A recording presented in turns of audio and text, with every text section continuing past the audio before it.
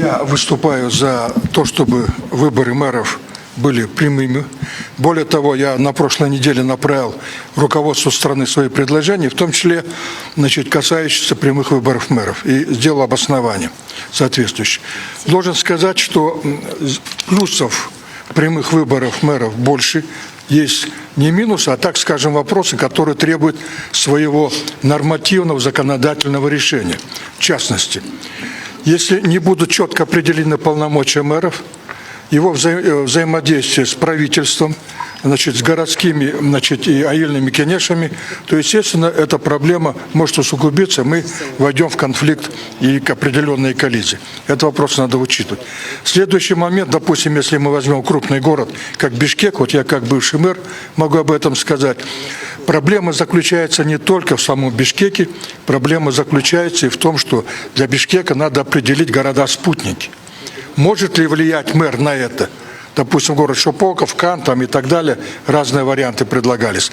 Поэтому этот вопрос должен быть разработан в какой-то программе.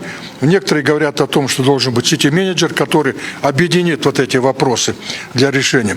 Но без программы правительства, для того, чтобы город развивать, мы можем уйти совсем в другую сторону. Этому один из ярких примеров – город Детройт. Там тоже местное самоуправление в городе было, но вокруг, на окраинах, жили зажиточные люди, которые тоже имели местное самоуправление.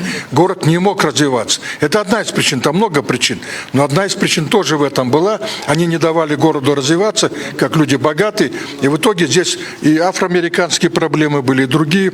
То же самое касается у нас сейчас, и вот то, что в России Калича говорил о том там тоже проблемы были, и более того, некоторые власти, наоборот, упорствовали в том, что должны быть назначаемые мэры, потому что они более владеют ситуацией, чем избранные. То есть есть определенный конфликт. Поэтому я считаю, что здесь эти вопросы мы должны смотреть в законодательном порядке.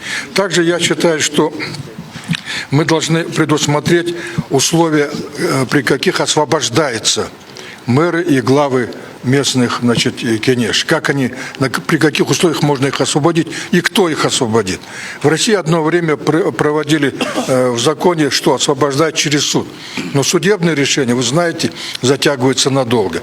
Поэтому здесь тоже надо предусмотреть, может ли на это влиять премьер или президент, при какой форме правления это будет. Но я хотел попутно сказать в отношении системы выборов.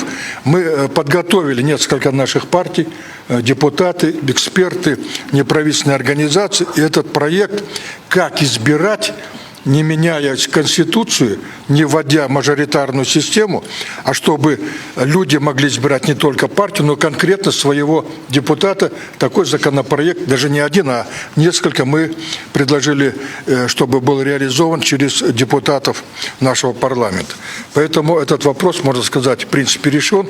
И обращаемся тоже в рабочую группу при аппарате президента, чтобы они наши предложения рассмотрели, потому что то, что предлагает Центральная избирательная комиссия, это косметический ремонт действующего избирательного кодекса, ни к чему хорошему он не приведет. И то, что вот ставит... Да, еще буквально 30 секунд. Поэтому я думаю, что эти вопросы мы должны в совокупности все решать. И я думаю, что если мы вот так подойдем к этому законопроекту, то я думаю, что это вопрос, который поможет нам решить. Но я подчеркиваю, чуда ожидать не стоит, потому что это работа кропотливая. Мы избирали всенародным образом при президентской форме правления 2 президентов. К сожалению, народ тоже ошибается, поэтому должны быть поставлены четкие нормативные ограничения, при каких условиях выборы будут происходить, как будут развиваться формы народного контроля.